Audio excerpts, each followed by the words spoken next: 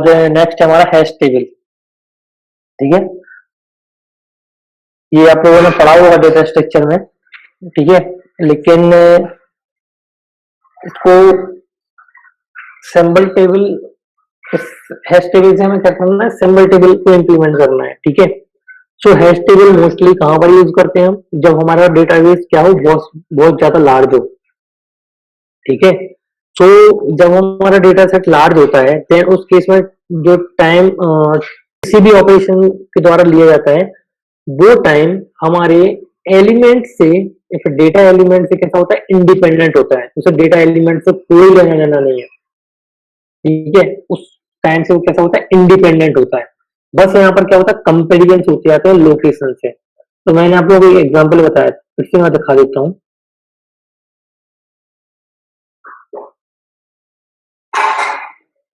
ये एग्जांपल लिया था मैं आपके रोल नंबर वाला, इसको ध्यान से देखो। 18 ESK CS 001 इस रोल नंबर को मैंने स्प्लिट करके दिखाया था आप लोगों को। मुझे नहीं पता, बहुत से लोगों को पता ही नहीं होगा कि इस रोल नंबर का मतलब क्या है। ठीक है, तो वो भी मैंने बता दिया। हर यूनिवर्सिटी में रोल नंबर होते हैं, चाहे वो IIT हो चाहे अदर यूनिवर्सिटी हो। ठीक है, सब जगह रोल नंबर होते हैं और रोल नंबर वो इसी तरीके से बनाए जाते हैं कि वो हैश टेबल से हम उसको फैच कर सकें डिटेल्स को। तो मैंने बताया था यहाँ पर देखो, अब जब यूनिवर्सिटी चालू हुई होगी, सपोज दैट 1990 में स्टार्ट हुई थी, तो 1990, 91, 92, 93 से लेके 2021 तक के बैच सारे इसमें प्रेजेंट है। ठीक है, लेकिन उन्होंने एक ही फैच किया, कौन सा वाला, 18 वाला, बाकी सबको छोड़ दिया। अब सोचो इतने सारा डेटा था। ठीक है, मतलब एन ईयर्स थे, उनमें से सिर्फ n-1 को छोड़ दिया और एक को चूज किया। ठीक है, अब इस एक ईयर के अंदर भी नंबर ऑफ कोर्सेज चल रहे हैं, PhD, MBA, MTech, B Pharma, BTech, BBA, पता नहीं क्या क्या कोर्सेज चल रहे हैं, लेकिन उन्होंने सिर्फ एक ही कोर्स को फेच किया, बीटेक को। ठीक है, अब बीटेक के अंदर भी बहुत सारे कॉलेजेस हैं, तो उन्होंने एक ही कॉलेज को पिक किया, वो SKIT। लेकिन SKIT के अंदर भी 8-10 ब्रांचें हैं, लेकिन उन्होंने एक ही ब्रांच चूज की, वो क्या है, CS। अब CS के अंदर भी 320 बच्चे हैं, लेकिन उन्होंने किस बच्चे को फेच किया, सिर्फ एक बच्चे को फेच किया। तो कंपैरिजन कितने लगे, 18 में 1, बीटेक में 2, कॉलेज में 3, ब्रांच में 4 और एक स्टूडेंट से कंपेयर किया 5। तो 5 टाइम्स हमने कंपैरिजन परफॉर्म किए, जबकि डेटा तो कम से कम 1 लाख से ऊपर का होगा, कम से कम 1 लाख से ऊपर का होगा।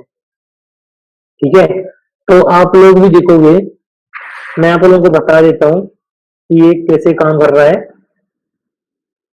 देखो,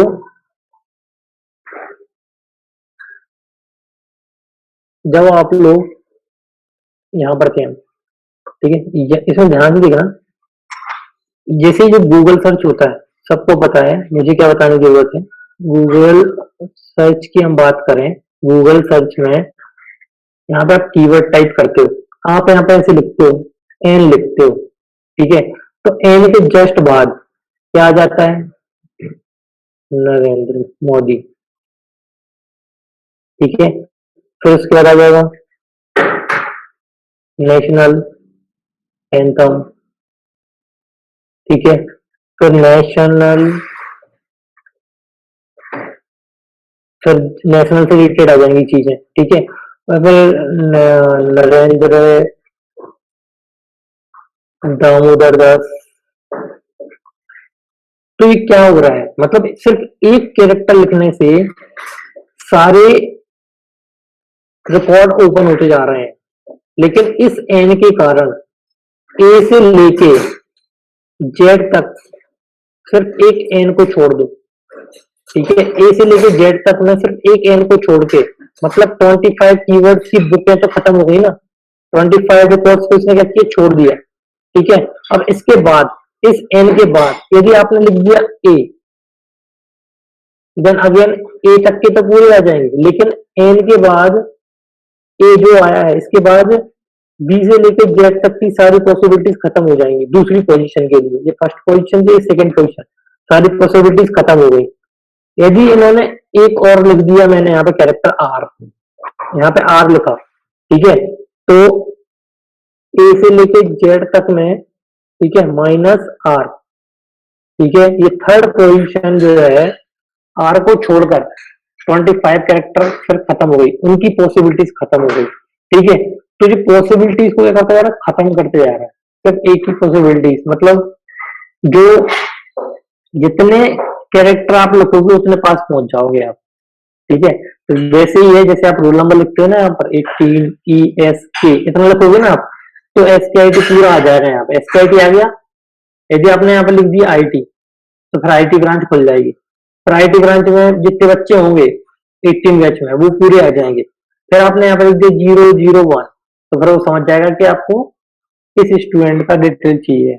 यदि आप ये नहीं लिखोगे तो वो सारे स्टूडेंट की डिटेल दिखा देगा, ये पूरी लिस्ट दे देगा आपको कि लो सर्च कर लो किस पे क्लिक करना है। तो जो ड्रैग एंड ड्रॉप जो लिस्ट होगी नीचे स्क्रॉल करके आप उसको सर्च कर सकते हैं। नीचे आ गया 001, 002, 003, 4, 5, 6, तो आपने यहाँ पर टिक कर दिया 4 पर, तो 4 की पूरी डिटेल्स आ जाएगी, क्योंकि ये इसको फैच कर लेगा यहाँ पर 18 ESK IT 004, तो 4 की डिटेल आ जाएगी। समझ में आया? तो ये हैश टेबल का फंडा है। ठीक है, हैश टेबल इस तरीके से काम करती है, क्योंकि इसको इस डेटा से कोई लेना देना नहीं है इसको, मतलब इसके अलावा जो डेटा है ना इस पर डिपेंडेंट है ही नहीं वो।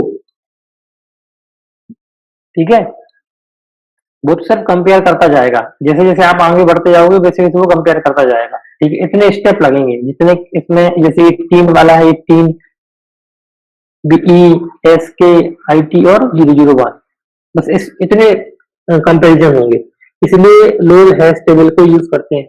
आप लोगों ने देखा होगा रिजल्ट कैसे देखते हैं। यदि मैं पूरी लिस्ट लगा दूं तब तो आप परेशान हो जाओगे ना कि हमें रोल नंबर कैसे पता चलेगा, क्योंकि क्योंकि रोल नंबर से ही तो आपके पर्टिकुलर रोल नंबर जो है वो उसको हैश मैपिंग फंक्शन में डालेगा और आप इजीली अपना रिजल्ट क्या कर सकते हो, देख सकते हो, रीड कर सकते हो। ठीक है, सो हैश टेबल जो है उसकी सबसे कम कॉम्प्लेक्सिटी होती है हैश टेबल की। ठीक है, सो हैश टेबल में क्या होता है, मैपिंग फंक्शन होता है एफ ऑफ एन। ठीक है, एन एन का एक फंक्शन होता है जो डेटा एलिमेंट पे अप्लाई होता है, जहां पर एम, सपोज दैट हमारे पास एम लोकेशंस हैं और एन एलिमेंट्स हैं। ठीक है, तो हमारी जो लोकेशंस है, यदि हमारी लोकेशंस एन एलिमेंट से क्या है, ज्यादा है, ठीक है, तब तो बड़े आराम से रख सकते हो, मतलब ये समझ में आ गया कि आपके बैक की साइज है ना वो ज्यादा है हमारे डेटा की साइज से, तब तो ठीक है। लेकिन लेकिन आपने कोई ऐसा फंक्शन ले लिया, आपने ऐसा फंक्शन ले लिया, ठीक है, जो नहीं, आपने फंक्शन तो ठीक लिया, लेकिन आपके जो एलिमेंट्स हैं, ठीक है, वो इस तरीके से हैं, जैसे कि मैंने लिस्ट ली, इसमें है 0, 5, 10, 15, 20 इस तरीके से है। ठीक है, और आपने ले लिया फंक्शन x mod 5। ठीक है, तो जो भी आपका हैश फंक्शन होगा x mod 5, इसमें जब भी आप वैल्यू पुटअप करोगे तो रिमाइंडर आपको क्या मिलेगा, 0 मिलना है।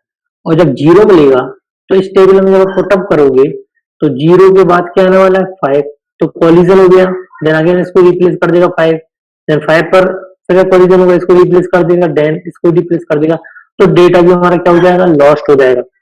कॉलिजन होगा तो डेटा लॉस्ट होगा। आज मैं जो बताने जा रहा हूँ वो है हैंडलिंग दी कॉलिजन।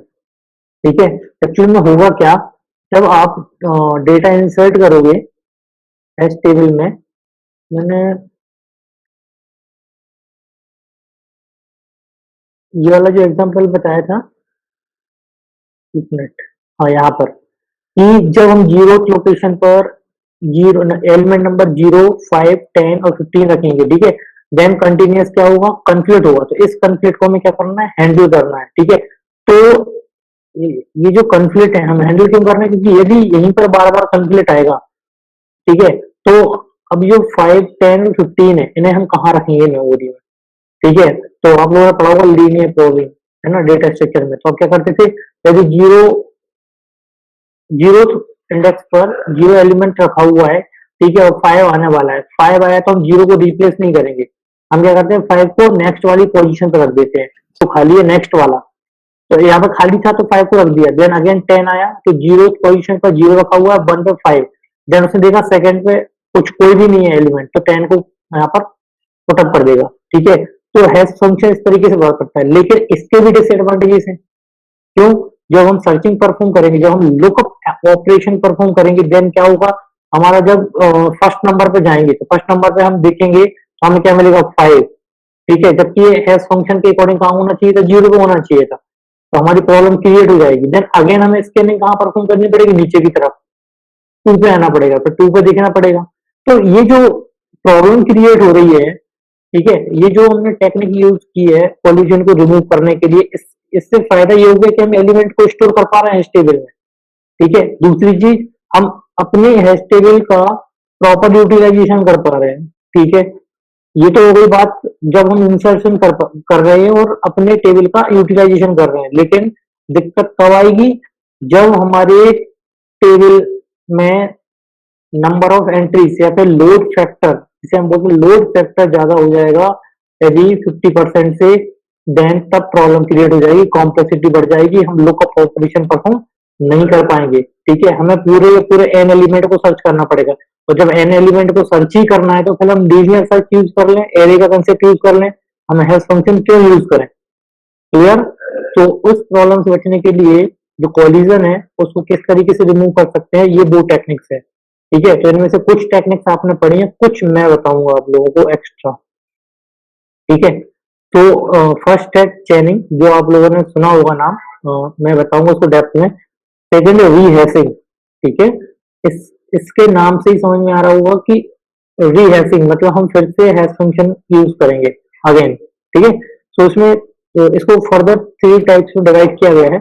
लीनियर प्रोबिंग, ठीक है, लीनियर प्रोबिंग में वही नेबर स्लॉट ये क्या करेगा, यूज करेगा। सेकंड है quadratic probing, then random probing, ये 3 टाइप्स की रीहैशिंग होती है 3 टाइप से।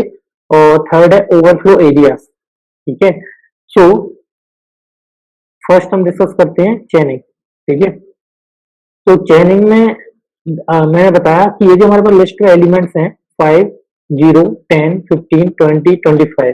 ठीक है, और हमारा हैश फंक्शन है x mod 5 where x belongs to l। ठीक है, x बिलोंग्स टू l मतलब जो भी एलिमेंट होगा, ठीक है, वो l में बिलोंग करेगा। तो हमने यहाँ पर 5 लिया, फर्स्ट एलिमेंट लिया 5, 5 mod 5, रिमाइंडर का है 0, तो हमने जीरो को वो 0th नंबर के इंडेक्स पे पुटअप कर दिया 5 को। फिर अगेन अब होगा क्या कि जब हमारा 0 एलिमेंट आया, x इक्वल टू 0 आया, देन अगेन रिमाइंडर क्या आएगा, 0 आएगा। ठीक है, तो हमने देखा कि यहाँ पर 5 ऑलरेडी रखा हुआ है, तो इन्होंने ये बोला है कि यदि कॉलिजन आता है, चेनिंग टेक्निक में क्या होता है, यदि आपकी हैश टेबल में कॉलिजन आ रहा है, इन दैट केस आपको क्या करना है, एक पॉइंटर एसोसिएट करना है। ठीक है, इस सिंबल टेबल में या फिर इस हैश टेबल में 0th इंडेक्स पर जो 5 रखा हुआ है, इसमें जो एक पॉइंटर एसोसिएट करेंगे, वो पॉइंटर नेक्स्ट एलिमेंट को क्या करेगा, पॉइंट आउट करेगा जिसका रिमाइंडर 0 है, जिसका रिमाइंडर क्या है, 0 है। तो 5 का रिमाइंडर 0 था, वो पहले से था, लेकिन अगेन 0 आया, ठीक है, तो उसका रिमाइंडर भी क्या है, 0। तो 5 इस 0 को पॉइंट आउट करेगा। देन 10 आया, उसका रिमाइंडर 0 था, तो 0 इसको पॉइंट आउट करेगा, एक चेन चलती जाएगी। ठीक है, लेकिन ये तो एडवांटेज हो गया, मतलब यदि 1 पर कंफ्लिक्ट आ रहे हैं, 1 पर 4-5 आ गए, मतलब 6, 11 है ना, इस तरीके से आ गए नंबर, तो वहां पर चेन बनेगी, मतलब हर एक इंडेक्स पर क्या होने वाली है, चेन बनने वाली है। तो इसमें इसके जो डिसएडवांटेज ये है कि ओवरहेड हो जाता है लिंक लिस्ट का, मतलब मल्टीपल लिंक लिस्ट बनेगी, हर इंडेक्स पर लिंक लिस्ट बन जाएगी, लेकिन एलिमेंट ज्यादा होंगे तो लोड बढ़ जाएगा इस पे। ठीक है, दूसरी चीज, यदि हम सारे एलिमेंट का रिमाइंडर क्या आ रहा है, 0 आ रहा है, देन वो तो लिंक लिस्ट बन गया, पूरी की पूरी लिंक लिस्ट बन जाएगी एन एलिमेंट्स की, और यहाँ पर हैश टेबल के n-1 स्लॉट कैसे हो जाएंगे, खाली पड़े रहेंगे। ठीक है, जिससे हमारा टाइम तो वेस्ट होगा, क्योंकि हमें यहाँ पर 5 से 0, 0 से 10, 10 से 15, 20, 25। ठीक है, यदि मुझे 25 को सर्च करना है तो पूरे के पूरे n एलिमेंट्स को क्या करना पड़ेगा, कंपेयर करना पड़ेगा। ठीक है, चेक करना पड़ेगा कि 25 है कहाँ, तो सबसे लास्ट टाइम मिलेगा, तो एन टाइम तो ये लग गया। दूसरी चीज, टाइम तो लग ही रहा है, इसके बाद हमारा स्पेस भी क्या हो रहा है, वेस्ट हो रहा है। n-1 स्लॉट क्या हो रहा है, वेस्ट हो रहे हैं, क्योंकि एक ही इंडेक्स पर सारे के सारे एलिमेंट्स कैसे हैं, लिंक्ड है एक दूसरे से, लिंक लिस्ट के थ्रू। ठीक है, तो ये चेनिंग का एडवांटेजेस हैं। और डिसएडवांटेज ये है कि टाइम ज्यादा लगेगा यदि एक ही इंडेक्स पर सारे एलिमेंट कनेक्ट हो गए तो। ठीक है, इससे हमारे n-1 टेबल के स्लॉट क्या रहेंगे, खाली रहेंगे। ठीक है, n-1 स्लॉट कैसे हो जाएंगे, वेस्ट हो जाएंगे। समझ में आया, ये था चेनिंग टेक्निक।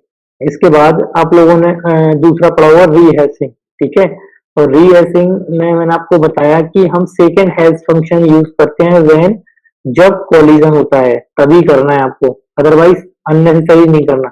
दूसरी चीज मैं फिर से रिपीट कर रहा हूँ रीहैशिंग में, कि जब भी रीहैशिंग हम तब यूज करेंगे जब हमारी हैश टेबल पूरी तरीके से क्या हो जाए, फुल हो जाए। ठीक है, दूसरा केस, यदि हमारे हैश टेबल का लोड फैक्टर क्या हो जाए, 0.75 या फिर 75% हमारी हैश टेबल क्या हो चुकी है, भर चुकी है। ठीक है, इसमें होता क्या है, इसमें फॉर्मूला लगता है। ठीक है, और वो फॉर्मूला ये होता है कि जो हमारा लोड फैक्टर होगा एल, ठीक है, ये जो एल होगा वो होना चाहिए एम अपॉन एन। ठीक है, अब ध्यान से सुनना, मैं बता रहा हूं एम क्या है और एन क्या है। तो एन हो गया हमारा क्या, टोटल नंबर ऑफ लोकेशंस या फिर total number of blocks in the hash table. ठीक है, यदि नंबर ऑफ लोकेशंस या फिर हैश टेबल में जो ब्लॉक्स हैं वो एन होंगे हमारे, और एम है नंबर ऑफ एंट्रीज। ठीक है, कि अभी हैश टेबल में कितनी एंट्रीज हुई हैं। ठीक है, यदि इसमें 5 एंट्री हुई है हैश टेबल में, ठीक है, तो हम यहाँ पर क्या लिखेंगे, 5। ठीक है, और अपॉन नंबर ऑफ लोकेशंस कितनी है हमारी, 10 है। ठीक है, सो अब इससे खुद ही अंदाजा लगा सकते हो आप कि हमारा लोड फैक्टर क्या हो जाएगा, 0.5।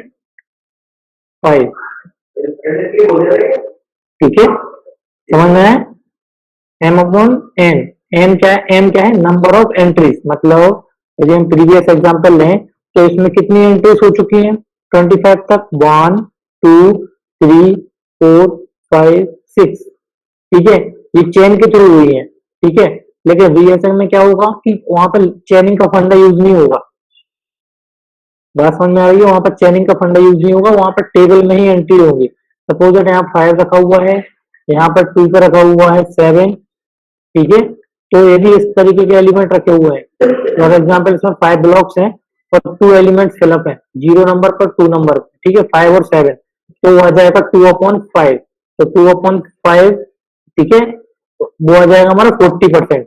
लोड फैक्टर क्या है, 40% है, देन हमें रीहैशिंग की जरूरत नहीं है। ठीक है, लेकिन यदि हमारा लोड फैक्टर 7.5 से ज्यादा है या फिर 0.5 से भी ज्यादा है, तब भी हम रीहैशिंग परफॉर्म कर सकते हैं। ठीक है, क्या है, number of locations in the hash table और number of entries at the current time. ठीक है, करेंट टाइम पर जो एंट्रीज है, मतलब करेंट टाइम पर क्या एंट्रीज है, 5 और 7। ठीक है, तो 2/5, इसके लिए क्या आएगा, 2/5। ठीक है, इसको छोड़ देना अभी 0 10 15 को, तो 2/5, तो 40% आ जाएगा, तो इसका 0.5 आएगा। तो फिर इस केस में आप रीहैशिंग परफॉर्म करोगे। ठीक है, सो अब यहाँ पर जो पहली टेक्निक हम डिस्कस करने वाले हैं, ठीक है, इससे रीहैशिंग हम इसलिए यूज कर रहे हैं क्योंकि हमारी टेबल का प्रॉपर यूटिलाइजेशन हो, इसलिए हम रीहैशिंग परफॉर्म कर रहे हैं। ठीक है, कॉलिजन ना हो, क्योंकि लीनियर प्रोग्रामिंग में क्या हो रहा था, नेक्स्ट स्पेस जो भी खाली था उसमें फिलअप कर रहा था लीनियर प्रोग्रामिंग। लीनियर प्रोग्रामिंग क्या होता है, सिंपल रीहैश फंक्शन होता है। ठीक है, जिसमें हम लीनियरली एरे में हम एलिमेंट क्या करते हैं, एक के बाद एक कंटिन्यूअस फॉर्म में इंसर्ट करते हैं। ठीक है, और ऐसे लिंक लिस्ट में करते हैं, वैसे क्यू में करते हैं, वैसे स्टैक में करते हैं। ठीक है, तो लीनियर प्रोग्राम में क्या होगा, क्या तो +1 करोगे और -1 करोगे। हम +1 कब करेंगे, उसकी भी उसका भी तरीका है। यदि आपको हैश टेबल है, ठीक है, इसमें 5 ब्लॉक हैं, 0 1 2 3 4, ये 5 ब्लॉक हैं और आपके एलिमेंट L1 है। ठीक है, L1 लिस्ट है, तो आपने 5 को 0 पर रखा। ठीक है। तो लीनियर प्रोग्राम में क्या हो रहा है, यहाँ पे जीरो को रखने के लिए कोलिजन आ गया, तो आपने 1 पे जीरो को रख दिया, देन अगेन 2 पे 10 को रख दिया, क्योंकि जीरो पे तो 5 रखा था और 1 पे जीरो रखा था, तो 10 को यहाँ रख दिया। देन आया 15, तो जीरो पे 5 रखा था, 1 पे जीरो रखा था, 2 पे 10 रखा था, तो 3 वाला खाली था, तो 3 पे 15 रख दिया। ठीक है, हम फॉरवर्ड डायरेक्शन में जा रहे हैं। लेकिन इन इन अदर केस, यदि सपोज दैट ये हमारा हैश फंक्शन था x mod 5, ठीक है, इस फंक्शन से हम भर रहे थे। अब सपोज दैट हमारा L2 लिस्ट आ गई, उसमें एलिमेंट है 9, 19 और 24। ठीक है, तो जब हमने 9 का रिमाइंडर निकाला x mod 5 से, तो रिमाइंडर क्या आया 4, तो हमने 4 में पुटअप कर दिया 9। ठीक है, अब आ गया 19, तो 19 को हम 4 पे नहीं रख सकते, तो कहाँ रखोगे? ठीक है, तो आगे तो कुछ है ही नहीं, तो उन्होंने बोला कोई दिक्कत नहीं है, हम पीछे की तरफ चलते हैं।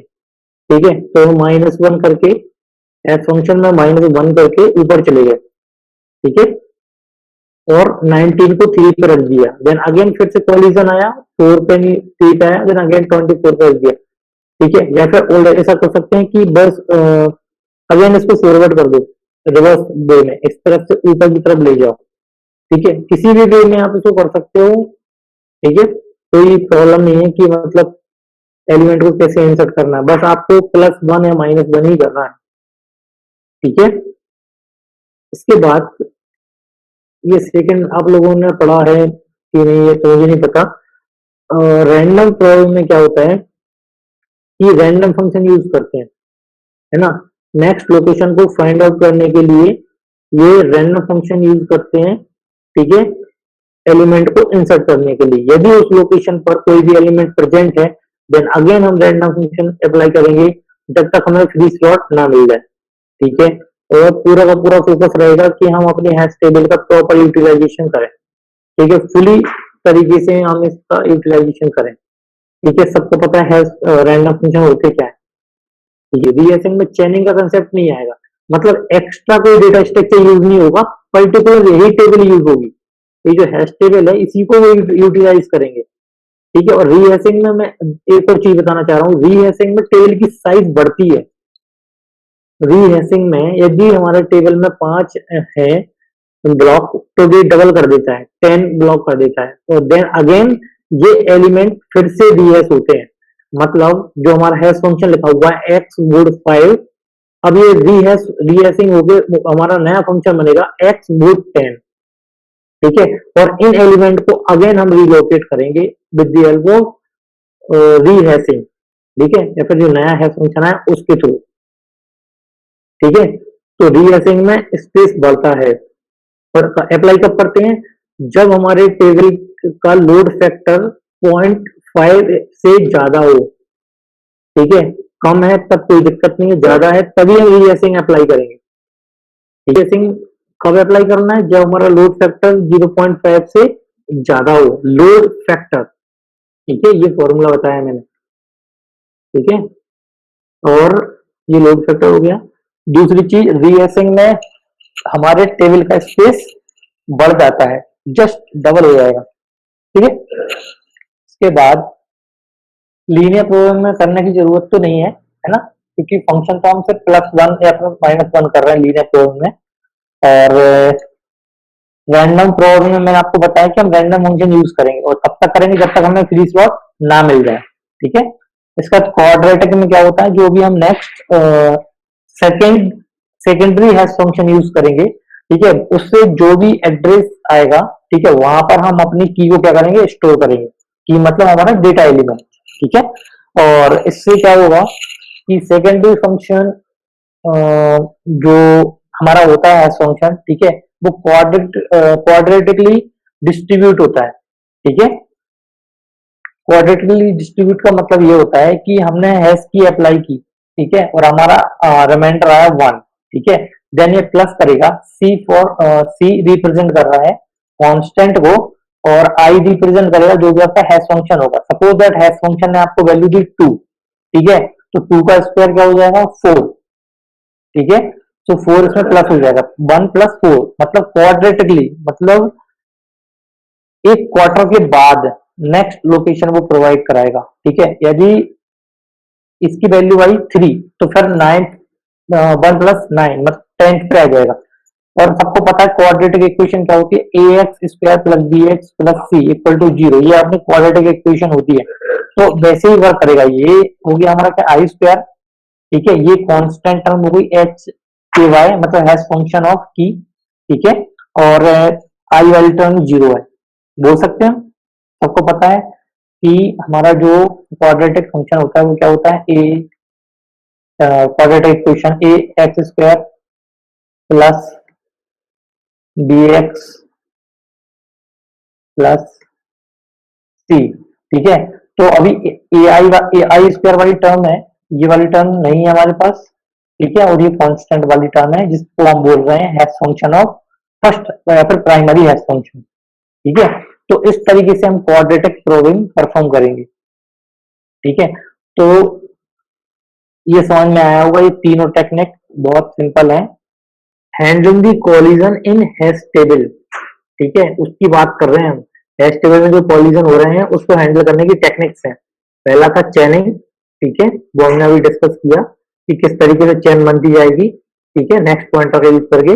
देन डीएसएम की हमने लीनियर प्रोबिंग, क्वाड्रेटिक प्रोबिंग और रैंडम प्रोबिंग, ये हमने डिस्कस कर लिए। अब लास्ट बचा है ओवरफ्लो एरियाज, ठीक है, ये पढ़ा है नहीं पढ़ा मुझे नहीं पता, मैं बता रहा हूँ। ओवरफ्लो एरियाज, ठीक है, तो overflow area in this technique the table is divided into 2 section, ठीक है। इस टेक्निक में हम टेबल कौन सी टेबल, हैश टेबल को हम 2 पार्ट में डिवाइड करेंगे।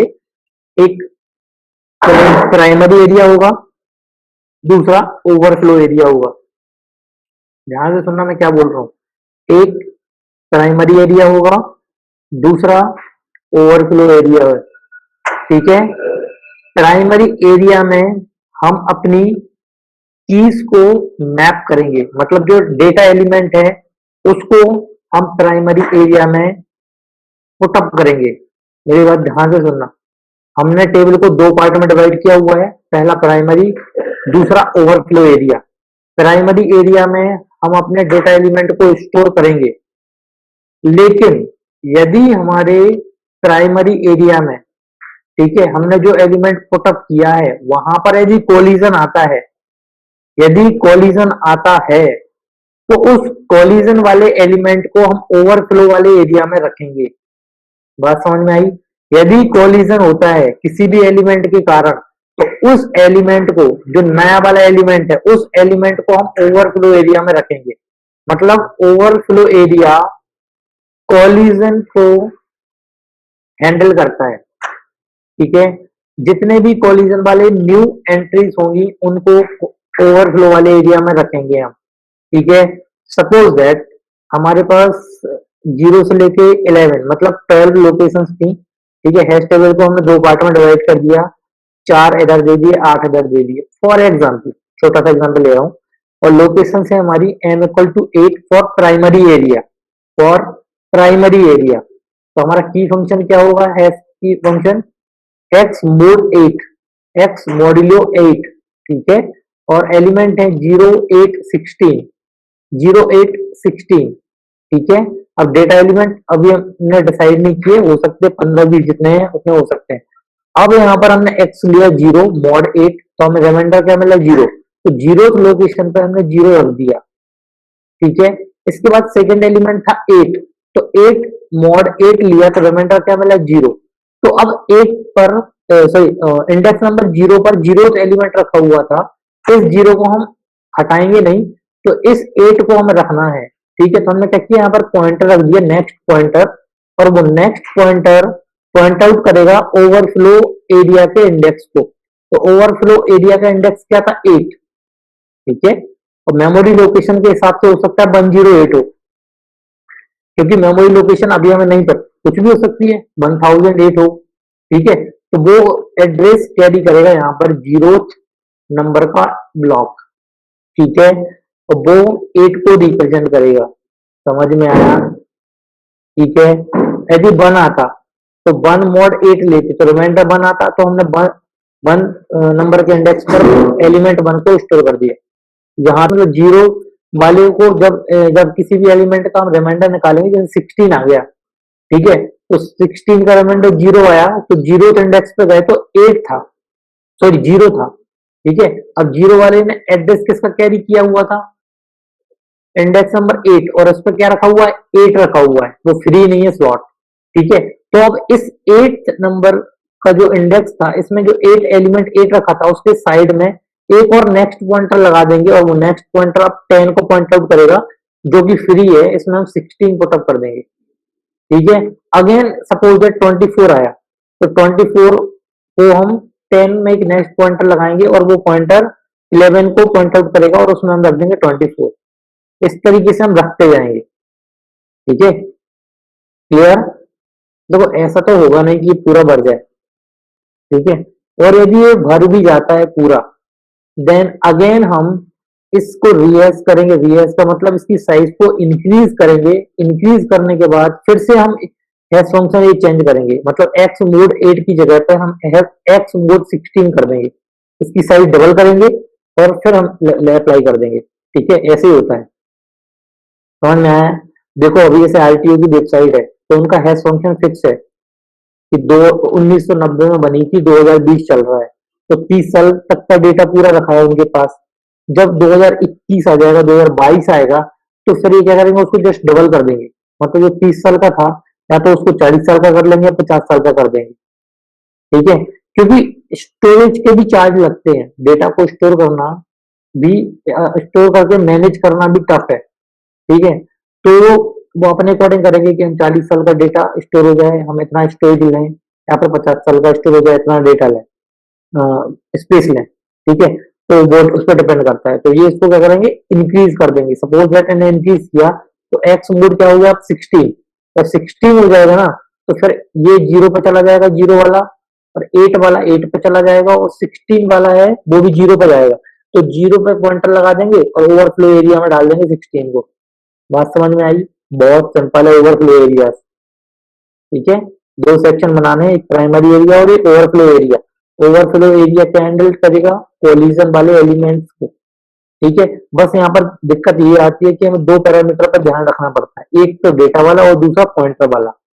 ठीक है, वहां पर पॉइंटर का रोल नहीं था प्रीवियस में, रीएसिंग में। ठीक है, रीएसिंग भी बेस्ट है, बट ओवरफ्लो में फायदा ये है कि हमें ये जो प्राइमरी एरिया है ना, जहां पर डायरेक्ट इंडेक्सिंग हो रही थी, यहाँ पे दिक्कत क्या आ रही थी हमारे साथ, लीनियर प्रोग्रामिंग क्या दिक्कत आ रही थी कि हमने 1 वाले इंडेक्स पे 0 वाले इंडेक्स के एलिमेंट को रख दिया था, और 2 वाले इंडेक्स पे 0 वाले इंडेक्स के एलिमेंट को रख दिया था, ये दिक्कत आ रही थी, है ना। लेकिन यहाँ पे ऐसा कुछ भी नहीं होगा ओवरफ्लो एरिया में, 1 वाला 1 पे ही जाएगा, 2 वाला 2 पर ही जाएगा, 3 वाला 3 पे ही जाएगा, क्योंकि एक के चक्कर में सारे गड़बड़ हो रहे थे। ठीक है, तो इससे हमारी जो एक्सेसिंग है ना वो फास्ट हो जाएगी, एलिमेंट को एक्सेस करने की जो क्षमता है, जो परफॉर्मेंस है, वो क्या हो जाएगी, इंक्रीज हो जाएगी। इसलिए हम ओवरफ्लो एरिया टेक्निक का यूज करते हैं। तो ओवरफ्लो एरिया में जो कन्फ्लिक्ट वाले होंगे ना, कोलिजन वाले न्यू एंट्रीज होंगी, उनको हम यहाँ पर स्टोर कर देंगे। ठीक है, तो बस हमें दो पैरामीटर यूज करना पड़ेगा, एक डेटा फील्ड वाली और एक पॉइंटर वाली।